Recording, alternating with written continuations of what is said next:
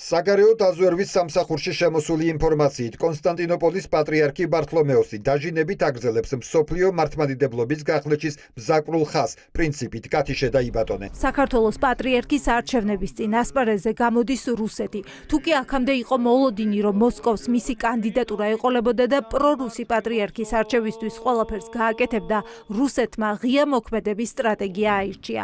განცხადება რუსეთის საგარეო დაზვერვამ გააკეთა და პროდასავლური კურსის ეპისკოპოსების გაშავება დაიწყო. სამიზნეშია აბრაამ გარმელია და გრიგოლ ბერბიჭაშვილი. მოსკოვი ამტკიცებს, რომ ორივე მიტროპოლიტს მსოფლიო პატრიარქი ლობირებს. ამჯერად მას სურს იცარგებლოს სრულიად საქართველოს კათალიკოს პატრიარქის ილია მეორის გარდაცვალებით და თავის გავლენას დაუმორჩილოს საქართველოს მართლმადიდებელი ეკლესია. ფანარიოც ვაკანტურ თანამდებობაზე საქართველოს მართლმადიდებლური ეკლესიის ისეთი წარმომადგენლის ისეთი დაწინაურება სურს, რომელსაც თავად დაეყრდნობა. ამ როლისთვის ბართლომე კანდიდატებად განიხილავს დასავლეთ ევროპის მიტროპოლიტ აბრაამს გარმელია და ფოთისა და ხობის მიტროპოლიტ გრიგოლს ბერბიჭაშვილი. თავის უახლოეს გარემოცვაში იგი მათ წარმოაჩენს როგორც მისი ნების ყველაზე შესაფერის შემსრულებლებს. რუსეთის საგარეო დაზვერვის განცხადება შეცდომებით სავსეა. დასავლეთ ევროპის მიტროპოლიტი აბრაამის საეკლესიო დებულების თანახმად ამ ეტაპზე კანდიდატი ვერ იქნება. მისი ასაკი დაშვებულ ზღვარს აღემატება. ფოთისა და ხობის მიტროპოლიტი გრიგოლი სატელევიზიო ინტერვიუების დროს საკუთარ კანდიდატურას არ განიხილავს და მეუფეშიოს მხარდამჭერად გვევლინება. მაშინ რატომ დასჭირდა რუსეთს ამ განცხადების ღიად გავრცელება? თეოლოგებისთვის ნათელია, რომ ოკუპანტი ქვეყანა მისთვის სასურველ კანდიდატს ლობირებს. გავლენები საქართველოს ეკლესიაში სამწუხაროდ არის რუსეთის ეკლესიის და ცდილობაც, რა თქმა უნდა, რუსეთის ეკლესიისა, რომ მათი სასურველი კანდიდატი გავიდეს. ეხლა დასახელება კონკრეტულად მეუფე აბრაამის და მეუფე გრიგოლის განპირობებულია იმით, რომ ეს მღვდელმთავრები ზოგადად მოიაზრებიან როგორც პროდასავლური აზროვნების და შეხედულებების მქონე ფასეულობების მქონე ეპისკოპოსებად და ამიტომ რუსეთი უკვე მიანიშნებს იმაზე, რომ ეს თქვათ საშიში კანდიდატებია მისთვის. საპატრიარქო ეკლესიის მადისკრედიტირებელ განცხადებას ოფიციალური წერილით არ პასუხობს, თუმცა პირველებისთვის მოწერილ პასუხში პირდაპირ ამბობენ, რომ პატრიარქის არჩევნებში ჩარევა წარმოუდგენელია და მათთვის გაუგებარია, რას ეყრდნობა რუსეთი. რუსული დაზვერვის განცხადებაზე სუსი დუმს, ქართული ოცნება კი კითხვებს ირიდებს. საგარეო საქმეთა მინისტრის მოადგილემ დღეს ისიც კი არ თქვა, რომ ეს არის ქართული ეკლესიის შიდა საქმეებში ჩარევა. რა შუაში არის რუსეთის საგარეო დაზვერვა, რატომ ავრცელებს ინფორმაციას თქვენი აზრით? საქართველოს საგარეო საქმეთა სამინისტროსთან რუსეთის საგარეო დაზვერვას ჰქონდა რაიმე კომუნიკაცია? რა მიზანს ემსახურებოდა ეხა ეს რუსეთის საგარეო დაზვერვის ეს განცხადება?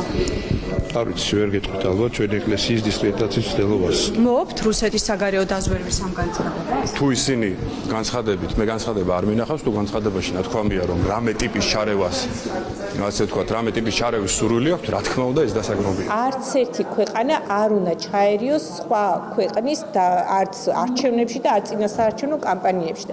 სხვათა შორის ჩვენს წინასაარჩევნო კამპანიაში ძალიან აქტიურად ერეოდნენ იგივე ევროპელი ბიუროკრატები. რა მიზანი აქვს რუსეთს მსოფლიო პატრიარქის ღია დადანაშაულებაში? ექსპერტები ვარაუდობენ, რომ რუსეთს წმინდა სინოდის ორად გაყოფა და მანიპულირება სურს. ამ დრომდე თუ ყველა ფიქრობდა, რომ რუსეთი შეეცდებოდა მისთვის სასურველი კანდიდატის გაყვანას, ახლა მოსკოვმა მეორე პოლუსის შექმნას სცადა. რიან ცოტა ჩამორჩენილები დროს, იმიტომ რომ მეუფე აბრაამის კანდიდატურა დღეს ფიზიკურად ვერ დადგება და ბუნებრივია, რომ ახლა წავა ზეწოლა, ყველა ტიპის ზეწოლა, მათ შორის რუსეთიდან, პოლიტიკურ დონეზე, საეკლესიო პოლიტიკის დონეზე, მათ შორის საქართველოშიც. ამან გახსნა რა დისკურსი, რომ მსოფლიო პატრიარქი ერევა, აი ასეთი ტიპის დისკურსი და ამ დისკურსის ქვეშ ეცდებიან გაატარონ ყველა, რომელიც ასე ვთქვათ რაღაცა ალტერნატიულობას ან მიტროპოლიტი შიოს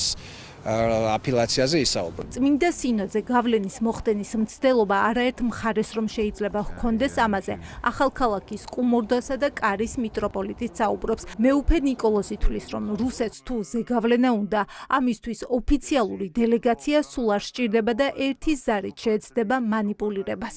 ეს ხო მარტო ჩვენი ქვეყანა არ არის, უცხო ქვეყნის ინტერესებიც ხო არის აქ ყველაფერი, ხო? და სხვა მართლმადიდებელი ეკლესიების ინტერესებიც არის, რა თქმა უნდა აქ. მათ შორის რუსული ყველასი, რუსეთის, ბიზანტიის, ანუ მსოფლიო საპატრიარქოსი. ეხლა რო იყვნენ ჩამოსულები. მე მგონი ეს ისეთი დრო იყო, რომ არაფრით არ გამოვიდოდა კიდევაც ეს ცდილობა რომ ქონოდათ ეხა მთელი ყურადღება ერთ ადამიანზე იყო კონცენტრირებული რომ პატრიარქი ღირსეულად დაგვესაფლავებინა.